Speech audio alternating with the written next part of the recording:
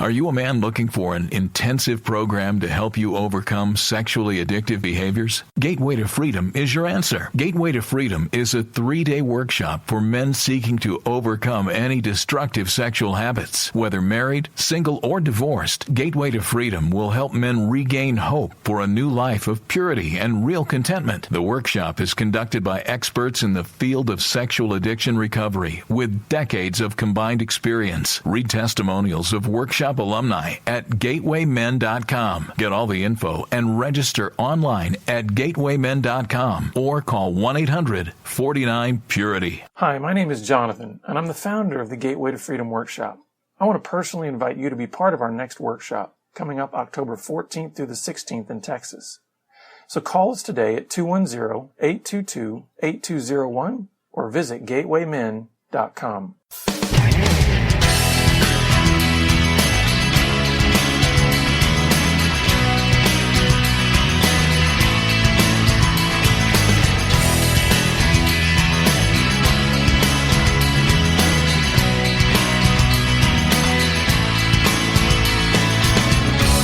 Welcome to Pure Sex Radio, training men, educating women. Are you ready to get real and start living each day in purity? This dynamic program is designed to educate, encourage, and equip listeners with the tools necessary for living a life of sexual purity. Pure Sex Radio brings you the best in mobile talk radio. Listen to real-life struggles, learn how to overcome lust, pornography, and sex addiction, and get serious about purity. Your hosts for Pure Sex Radio are Jonathan Doherty and Stephen Cervantes. Jonathan is the director of Be Broken Ministries and founder of the Gateway to Freedom Workshop for Men. Stephen is the founder of the Hope Counseling Center. Visit us online at puresexradio.com. And now, please welcome Jonathan and Stephen on Pure Sex Radio. Good day, radio listeners. Welcome to this edition of the Pure Sex Radio broadcast. It's great to have you with us. My name is Jonathan Doherty, and I'm here with Stephen Cervantes. Stephen, how are you today? I am doing well. I'm excited. It's been a while since we were in the studio recording, so I'm excited. Well, and I need to let the listeners know, because you can't see Stephen right now, but he has this slick white shirt and tie on, so he must be doing something important today after our radio programs. But anyway, we're grateful that you're with us. We have been it's really been neat to see that, we've been doing this radio program for over 10 years, which is pretty wild to think about. We have over 500 archived broadcasts that are free for you to listen to and download and share with anyone. We have listeners in over 80 countries around the world. It's just really neat to see how God has been using this program to try to encourage men and couples and just anyone who is dealing with sexual brokenness issues to be able to walk in purity and integrity. And so this week, Stephen, I'm really excited about the topic we're going to be talking about, because I think it's something that doesn't really get addressed that much, especially in the realm of when you're thinking about addiction recovery or just the journey of moving towards greater integrity. So why don't you tell our listeners what we're going to be diving into? Well, I had an opportunity to talk to a brother, and he was so excited, and he was just going on and on about this excitement and this new energy, and it's like he'd had a new discovery, and he wanted to share it with me. And I thought, what are you talking about? And he said, I'm enjoying sobriety. And I thought, wow, I love that. Enjoying sobriety, because often when you think about sobriety, what comes to mind? You think about hard work of like resisting temptation and dealing with broken relationships and deception. I mean, it's hard work. And telling yourself, no, you can't. No, bad, wrong. No, it's a real negative sort of thing. But he was so excited. He'd been to sort of a retreat, and he said, I really did a little bit of praise and worship at that retreat. And this thought came to me, you're free. You're free.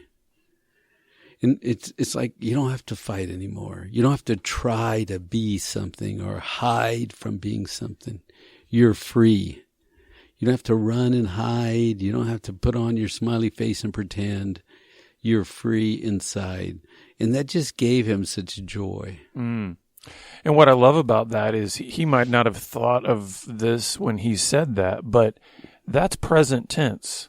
That's good. Not you will be free. It's like you are free. Yes. I am free right now, and that's, so there's a in the present aspect to that freedom. And I think that's maybe where that joy broke through is, hey, you know what? I'm in it right now. I have to tell you about a little thing that bugs me, We'll be at like a men's retreat and guys will pray like this. Well, God is going to, and one day God is going to give you, and someday, it's like, what are you talking about? The Holy Spirit's here. We're the church. What are you talking about? What are you saying? And the way we should pray is today and now and here, right? Yeah, I think I think our natural inclination is to say that hope is in the future. Yes. But if you understand exactly what you're talking about right here is hope is now. That's it. In Christ, hope is now. Mm-hmm. And so I think that's what this guy was beginning to understand is, you know what? Now, obviously, he's progressed in this journey, or he's had some breakthroughs, but he was discovering something that was profound to him. And I think it's profound to anybody who will open themselves up to the journey of pursuing sobriety and pursuing integrity is, wow, I'm experiencing it now. I'm experiencing freedom right now. Yeah, that's it. I am free now. Mm-hmm. And that's the excitement, right? Not, I got to figure out in my head how to get there, or give myself a pep talk, or just don't look at the ugly stuff. Don't look back. Don't look sideways, or don't listen to other people. But just to be free, it's so restful. And let me ask you a question, because this is where I think a lot of people get confused. They're saying, well, wait a second. You're saying this guy is saying he's free right now. Or are you telling me that this guy's perfect? No, he's not perfect. He's not cured. He's not 100%, never to fail again. He's just resting in a moment where he can just be what he was made to be, free of sin, free of wrong, free of bad, free of broken, just resting with his Father. It's almost like sitting in the Father's lap saying, he's saying, it's going to be okay. You're my boy, and it's going to be okay. And it's like, whew, mm-hmm. So I wonder if some of our listeners might even be confused with us using a term like sobriety. They might be saying, enjoying sobriety. What does that even mean to be sober? Because I think some people, not everybody is familiar with either recovery language or, the addiction community language. And honestly, I think sobriety is a much broader term than just addiction and recovery. So can you maybe help us understand what you think about when you think about the term sobriety? Well, and let me just say, I think this has application across the board. Yes. Whether you're talking about sobriety or you're talking about recovery or doing addiction work, right? Or even just pursuing purity. You don't necessarily have to be addicted. So go ahead, make your point there. What do you That's think? why I believe that the term sobriety is bigger than recovery or addiction. Okay. But I want to hear what you have to say about sobriety. No, that's good. You're doing good. Because I have another thought, but go ahead. What was your thought? You just keep explaining that. I think sobriety has to do with you are walking in cleanness or in purity. You're walking in this freedom that we're talking about. Meaning, to me, sobriety has the idea that I am unbound by the things that could destroy or diminish my health or my life. I'm not bound by those things anymore. Yeah, that's it. I'm free. I'm not bound. That's good. And the whole point is, doesn't it sound restful and peaceful? I've been thinking, it's like there's a couple of things we want in this life. We want to be restful on the inside, and we want to be loved well on the outside. There's two biggies. And I mean, that applies to being loved by God. I'm talking about love and by other people, and to be at peace. I mean, it's like I'm coming down to those are the two big things in life. Be loved well, be connected well, enjoy oneness well, and then rest well. And so this is part of him finding that rest process, because he said, all my life I felt lonely. I felt unloved, and I felt unworthy.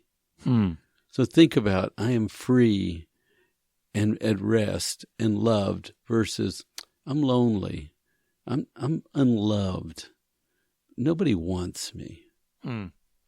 Yeah, because when you say that, I'm thinking, what he experienced then in his recognition of freedom was more than some sort of philosophical or spiritual thing. He was starting to recognize what he was even being set free from in his emotional self. That he's not, because I think part of what sin does, what pornography, what any kind of addictive pattern can do, is it disconnects us from exactly what you're talking about that peace and being connected and feeling loved in relationship. And so I think his discovery of the freedom that he has is, this is different from where I've come from. This is different from me feeling alone and feeling unloved. Freedom does not have with it that idea of loneliness and feeling unloved. So there's something happening in his emotional self. Yes. Not just some spiritual idea of freedom. And, we know this, that people, when they don't feel love, they go get pseudo-love, right? They'll create fantasy love. And that's what's happened with most of these people. They wanted to be loved better. They didn't get loved well, so they went to find pseudo-love. So anyway, I started by saying he was at some kind of retreat, a men's retreat. And he said they were just worshiping. And for 30 minutes, he said, I don't know if he did this the whole time, but he kept repeating this word, I surrender, I surrender, I surrender, I give up, I don't want to fight anymore, I quit, I surrender. And that statement seemed to really help him get to the place of freedom and rest. Mm-hmm. And I'll tell you, that's a hard place for a lot of men to get to. Mm. I've had many men over the years, whenever I've used that term surrender, either in a talk or in a group or whatever, I've seen many men physically tense up, because that is a term that men just don't like to embrace. Oh, that's good. Surrender, isn't that like somebody putting a gun in my face and I'm putting my hands up? Or and I'm quitting or giving up. Yeah, and it feels very weak. It feels very powerless. It feels very true. Anti-man, Yeah. And so, but what you're saying is this guy began to see something in his spirit and in his heart, that when there was a sense of letting go, a sense of stopping trying to control and hold everything together, and opening himself up to that idea of, I'm not going to hold on anymore, I'm not going to cling anymore, there was a connection to freedom. There was a connection to, it's counterintuitive, I think, for us as men. Yes. We think, no, the way I get to a place of freedom is I earn it, I conquer it, Yes. and I grab it, I take it. Right? so surrender doesn't seem right a lot of times to the way we think as men, especially. Yeah, like the ways of God are sort of opposite the ways of men. Exactly. So he said, I realize all my life that I've wanted affection. I've wanted attention and affection. I want to be loved. But I never found that. I never got much of that growing up. And so even now, there's a temptation to come to want to play with fantasy where you're loved. But he said, what I do now is I just start to sing a song and enter a moment of worship, and it sort of regrounds me. Mm-hmm.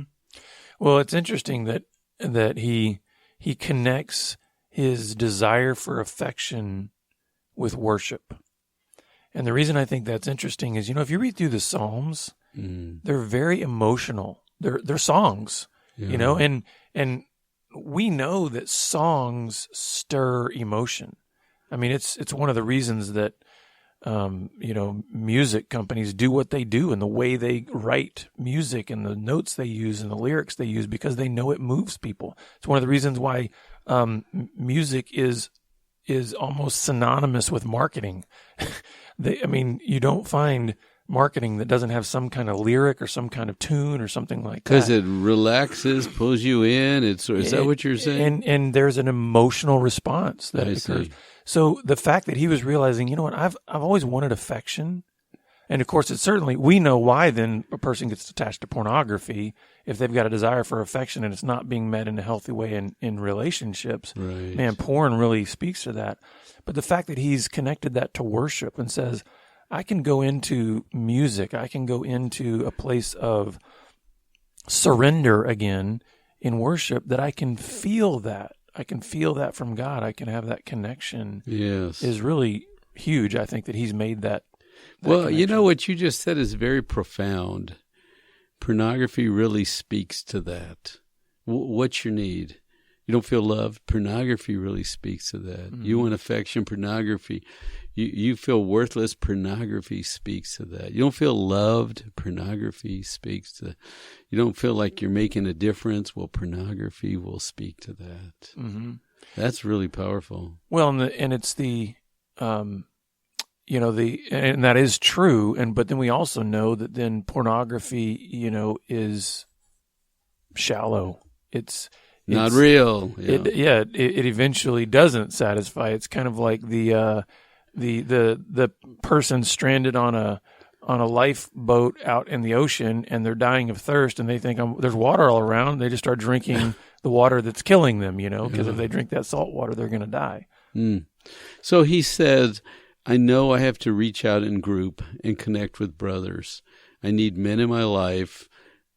It makes all the difference when you're talking to men. And, we've said this before, men need men. Mm-hmm. Men need men in their lives. It's nice to have a female in your life, a wife, a kid, daughters, that's great. But men need men to make themselves better. Mm-hmm. And that's another one of those areas, I tie this back into the surrender piece. Because, in order to really connect with other men, you have to give up your sense of either knowing it all or having control, or in order to have true brotherhood, there's a real give and take there. You got to open yourself up to say, hey, you know what? I'm going to let you in on a secret. I don't know what I'm doing. And that's hard for men to admit, but you're never going to connect really well with other men on this issue if you don't admit that. Then I'm weak and struggling, and I don't have all the answers. Yeah, and I'm on a journey just like you, and maybe together we can learn a few things and encourage each other. But I see a progression here in some ways of how this is unfolding in his life. The idea that you are free, and then in that freedom you can surrender. You don't have to be the guy that has all the answers. You don't have to be the one that is in control all the time. And I know I have deep emotional needs that I can bring to the Lord in praise and worship, but that I can also bring into a community of men who will also be able to help me, figure some things out and work through some things. So I almost see like there's an unfolding to what this guy is discovering. That's good. In the freedom. And then in all of that, he's saying, I'm enjoying sobriety. Oh, that's good. We have to keep saying that in the program. Yeah. Enjoying sobriety, enjoying this part of the mission, the fun of discovery, of learning. Learning about yourself is fun. You don't always like what you see, but you can change, right? Well, that's part of that hope piece. If you're willing to look at the things that are flawed and broken and out of place in your life, if you have that sense of hope here and now, you can go, well, I can take the next step to see how I could grow in that area. How could I make some changes? And mostly you get tired of doing the same old thing. Yeah. This hope, I think the mission of life is growth. I mean, I think that's what God's plan was, to be a baby and then to be a 10-year-old and a 20-year-old and a 30-year-old, to grow. And so, I think you're in the essence of what God designed us to be doing when you're learning about self and creation and growing. You could get excited about that, or you could resist and pout and say, no, I don't want to know. I'm fine. Leave me alone. I'm going to die the same. It's like you're missing life. Yeah, I kind of think if you stop growing, it's the same as stop living. Because if growth is so fundamental to life, then if you're just stuck in a rut, you're sort of dead man walking, That's good. So he moves from, first I got to connect with men and be honest about this issue. Then I really got to grow better relationships around me. I have to invest in my relationships.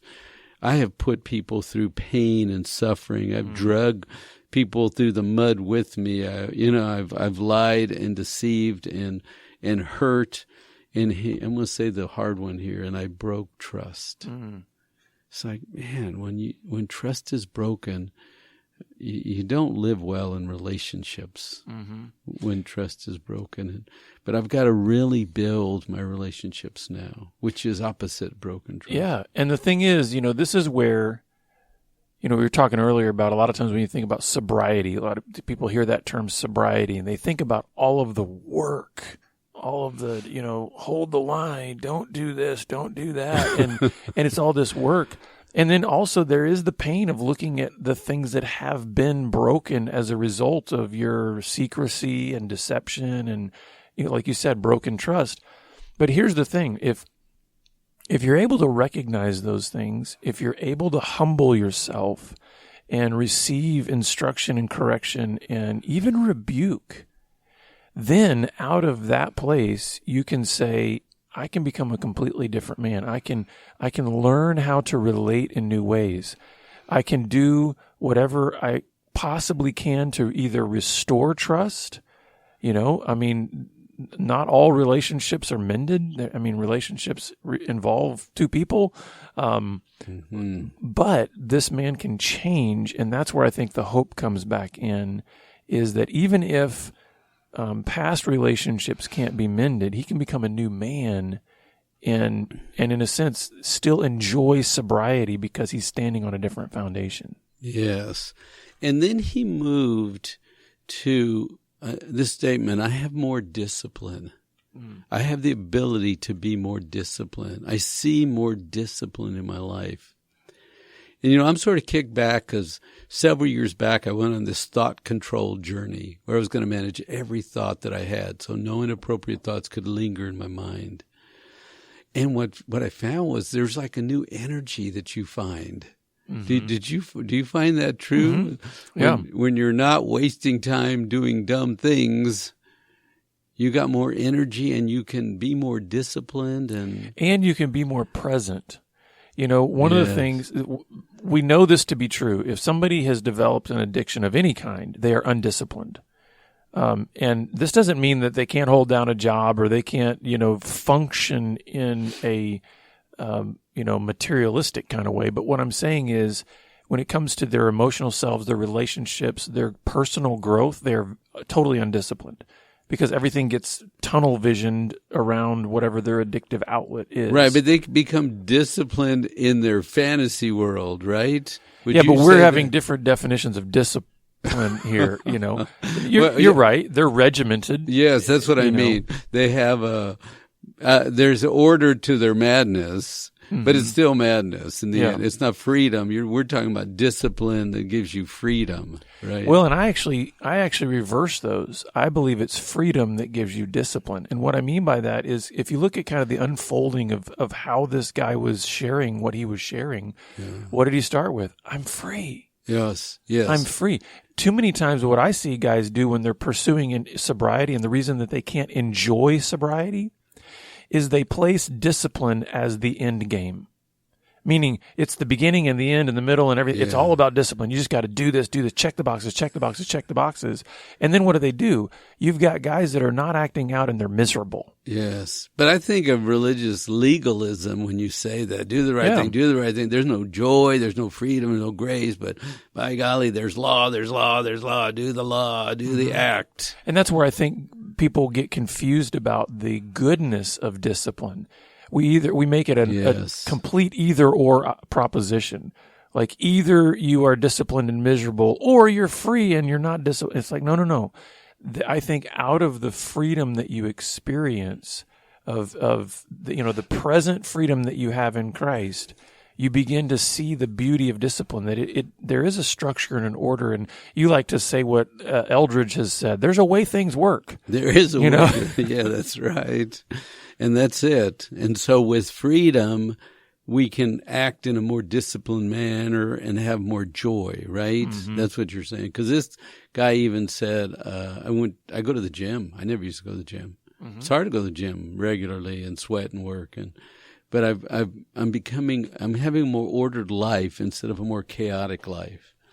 And part of that too is if you think about it, he's probably narrowed down. I love what you said before about how really life is very simple in terms of what we need and what we desire. problem is we get very distracted with all the other things that can pull us in many other directions. But when you really realize, listen, it's about being at peace. Yes. And it's about experiencing joy in relationships. If you narrow your focus, guess what? Your discipline you can have a lot of margin in your life. Because now you're letting everything that distracts from those fundamentals fall away. And so you can be more at peace because you're not grabbing for everything. You've finally discovered and embraced the fact that you can't have it all. You can't do it all. Right. And so there's a simplicity that comes in freedom that I think is incredibly enjoyable. You know what's interesting is at this point we hear guys in Gateway, after the retreat, they go home with some emotions maybe turned on, and they allow themselves to start feeling their feelings. Mm-hmm. And they might be sad a bit. It might be emotional. They might cry a little bit. We get that feedback after they leave. I've just been quieter than I've been before. I was sort of crying a little bit. I don't cry. I never cry. Well, it's like feeling. I'm starting to feel again because if you're a master of fantasy, you're probably a midget at managing emotions, mm-hmm. right? Because you've overgrown escaping, and now you have to slow it down. What you talked about earlier, be present, feel pain when pain is involved in the moment, and then get up and live. Mm-hmm. I think of it like this. Imagine this man, for however long he's been bound up in his sin and selfishness and impurity and all that, as essentially living in a dark cell. And then the freedom now is the door flying open, and he recognizes, I'm not free. I'm now, all this light is cascading in. Mm. And in some ways, if you think about it, if you've been in pitch black in darkness, and then if somebody immediately shines the sun in your face, there's a lot of squinting. It's kind of a waking up that has to happen. It takes a little bit of time. And I think that's what you're seeing here emotionally is their emotions have been in the dark. They've been trapped. And now the light is pouring in. And it's not like there's an immediate sense of, I know what it is to live in the light. It's like I'm squinting, but I'm feeling it. I'm waking up. This guy was saying, I'm going to the gym. I'm buying new clothes. I'm cleaning my car now. It used to be a pit. Mm-hmm. I'm putting my clothes away. I'm doing stuff. My wife's been mad at me for years for leaving things laying around. And it's like I'm practicing discipline. It's showing up in my life. I'm feeling life, and I'm putting more order in my life because I'm tired of the way I've been living. And I'm so ready for a change. And I'm enjoying this walk of sobriety. Mm-hmm. I'm enjoying sobriety. Well, and I love the fact that even discipline, even these things that, might have been seen before as this, drudgery, these chores, there can even be joy in those. Because here's what I've experienced. Being free in the sense that I'm no longer bound by my lusts, I'm not bound by the temptations around me. It's really, everything can be enjoyable. Even washing your car. Yes, that's true. There's no, it's like the Bible says, to him who's pure, all things are pure. Mm. There's this sense of like, hey, when you're clean on the inside, you can enjoy life. You don't have to, there's not a drudgery to it. So what's a final comment that you would have for our listeners here as we need to wrap up? Well, I think he said, I've got a plan now, and it's my battle plan, and it includes prayer and worship and making sure I connect with God regularly, then connect with my brothers, and then connect with my spouse. Mm-hmm. And he said, I used to try to recover, and I did it 3 or 4 times, but I was never free. Mm. Yeah, so listeners, we hope this has been encouraging, at least letting you know that sobriety is not drudgery. To pursue purity, to pursue a life of integrity, there is joy. Now, certainly there is hard work to it because we've got to look at places in our own lives that are difficult and painful and embarrassing. But the fact of the matter is that God already knows everything about you, and he loves you, he embraces you, and there's nothing that you can do to change his affection for you. So if you'd like more help on your journey and what it is to maybe enjoy sobriety even more, please contact us so that we can help you move ahead in your journey. And we're glad you've been with us this week, and we look forward to having you back here again next week on the Pure Sex Radio broadcast. God bless. Pure Sex Radio is paid for by Be Broken Ministries. Visit us online at puresexradio.com.